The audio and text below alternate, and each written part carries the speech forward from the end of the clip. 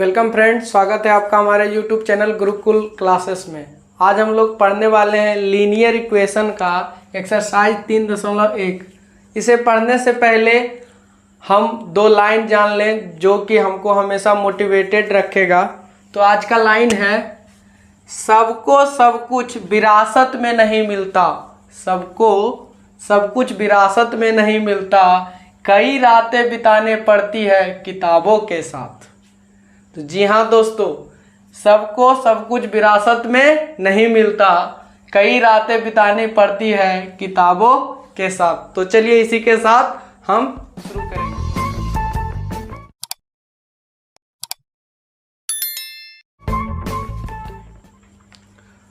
हमारा पहला प्रश्न है, आफ्ताब अपनी पुत्री से कहता है, 7 वर्ष पूर्व मैं तुमसे 7 गुनी आयु का था, अब से 3 वर्ष बाद मैं तुमसे केवल 3 गुनी आयु का रह जाऊंगा, क्या यह मनोरंजक है?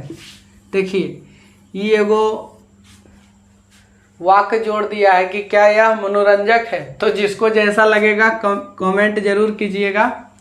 उसके बाद कहता है, इस प्रश्न में इस स्थिति को बीजगणितीय एवं ग्राफीय रूपों में व्यक्त कीजिए, है ना। तो देखिए, ये हमारा एज वाला हिसाब है। इसमें दो चीज आपको याद रखना पड़ेगा। एक तो क्या है कि जब भी एज वाला आपको बनाने के लिए दिया जाए और उसको बोला जाए कि बीजगणितीय रूप में बदलो, तो उसमें क्या है कि सबसे पहला बात तो आपको याद रखना है कि हमेशा से आपको वर्तमान उम्र मानना है ना।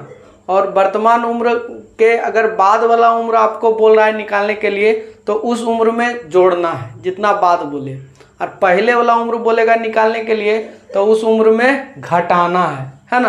अब आइए प्रश्न पे।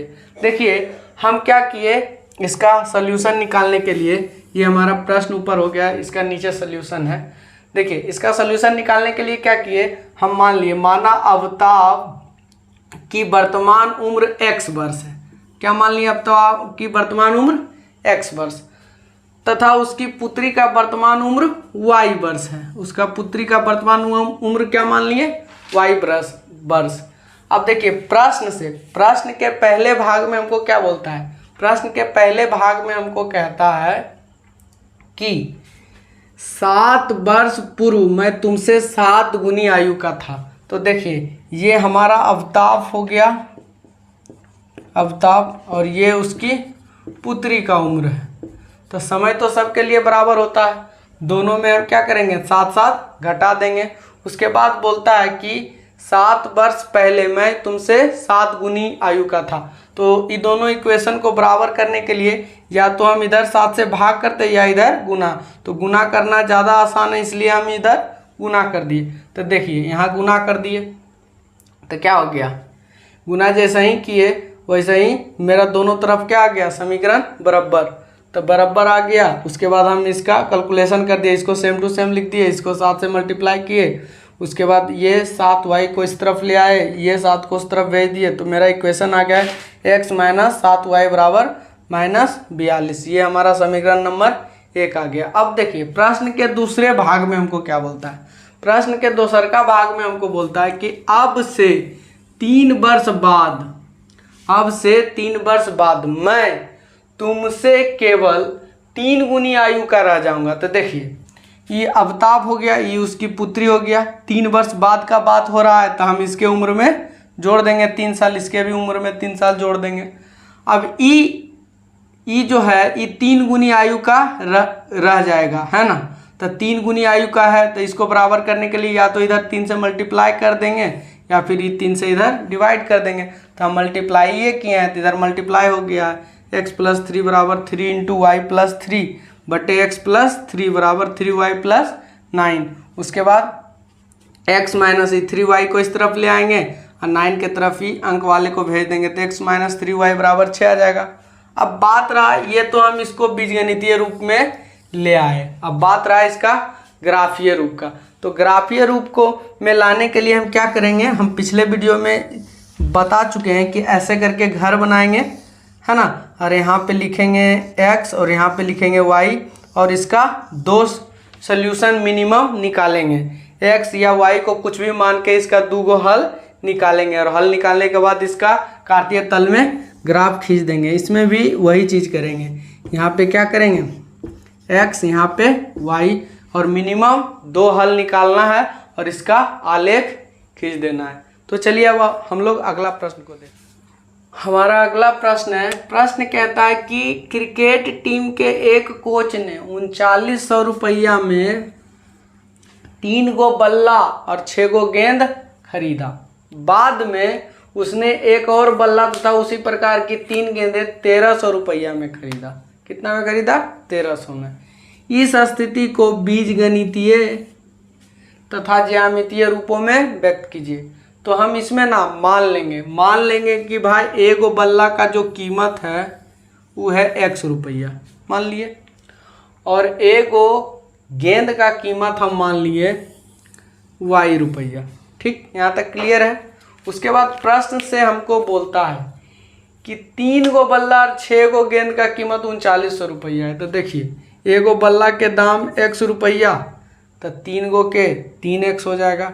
अब प्लस एगो गेंद के y रुपया, तो 6 गो के 6y हो जाएगा। अब बराबर 3900 रुपया। ये हमारा समीकरण नंबर 1 हो गया। प्रश्न के दूसरे भाग में जाएंगे। प्रश्न के दूसरे भाग में बोलता है कि बाद में उसने एक और बल्ला तथा उसी प्रकार की 3 गेंदें 1300 रुपया में खरीदा। तो देखिए एगो बल्ला के दाम x रुपया और एगो गेंद के दाम y रुपया, और 3 गो के क्या हो जाएगा 3y, अब बराबर क्या हो जाएगा 1300। अब हम लोग तो बीजगणितीय रूप में व्यक्त कर दिए, अब इसको हमको बदलना है ज्यामितीय रूप में। तो फिर वही काम करेंगे, नीचे हम ऐसे घर बनाएंगे और एक ठो घर में हम x लिखेंगे और एक ठो घर में y। अब मिनिमम इसका 2 गो हल निकाल के इसका आलेख खींच देंगे। क्या खींच देंगे? आलेख। हमारा सोल्यूशन हो जाएगा, है ना। यहाँ पे x और यहाँ पे y, मिनिमम 2 सोल्यूशन निकालना है और इसका आलेख खींच देना। हमारा अगला प्रश्न है, कहता है 2 केजी सेव और 1 केजी अंगूर का मूल्य किसी दिन 160 रुपया था। 160 रुपया था। 1 महीने बाद, हालांकि 1 महीने ये कोई मायने प्रश्न में नहीं रखता है, 4 केजी सेव और 2 केजी अंगूर का मूल्य 300 रुपया हो जाता है। इस स्थिति को बीजगणितीय तथा ज्यामितीय रूपों में व्यक्त कीजिए, है ना। तो इस प्रकार के प्रश्न में हम फिर मानेंगे, माना हमको अंगूर और किसका चर्चा कर रहा है, अंगूर और सेब का। तो हम मान लेंगे पहले सेब का चर्चा आया तो सेब, माना 1 केजी सेब का मूल्य या कीमत, जो लिखिए मूल्य x रुपया तथा 1 केजी अंगूर का मूल्य y रुपया है।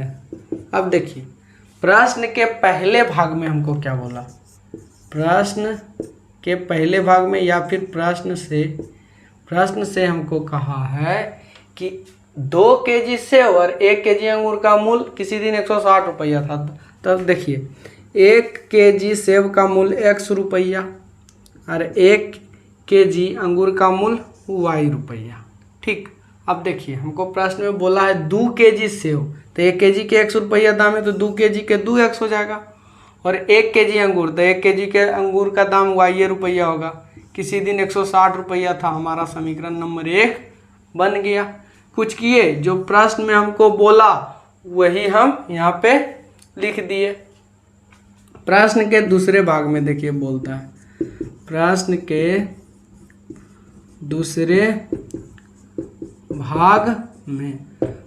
के दूसरे भाग में कहता है कि 1 महीने के बाद 4 केजी सेब और 2 केजी अंगूर का मूल्य 300 रुपया हो जाता है। तो देखिए 1 केजी के x रुपया, मतलब 1 केजी सेब के दाम x रुपया और 1 केजी अंगूर के दाम y रुपया। समझ गए। अब देखिए हमको प्रश्न में हमें बोला है कि 4 केजी सेब, तो यहाँ 4 से मल्टीप्लाई कर देंगे। 2 केजी अंगूर, तो यहाँ 2 से मल्टीप्लाई कर देंगे, बराबर 300 रुपया। ये हमारा समीकरण 2 हो गया। इसको तो हम बीजगणितीय रूप में हल कर दिए। अब इसका आलेख खींचने के लिए फिर हमको क्या करना पड़ेगा, 2 गो हल निकालना पड़ेगा। यहाँ x और यहाँ y का मान निकालेंगे कुछ भी मान के, बस बन जाएगा। यहाँ भी वही करेंगे, है ना। तो आप लोग इसका आलेख खुद से खींचिएगा। हम इसके आलेख को मतलब ज्यामितीय रूप में बदलने के लिए हम पिछले वीडियो में बता चुके हैं, है ना। वहाँ से भी आप जाके सीख सकते हैं और खुद से भी कर सकते हैं। तो चलिए, इसी के साथ धन्यवाद।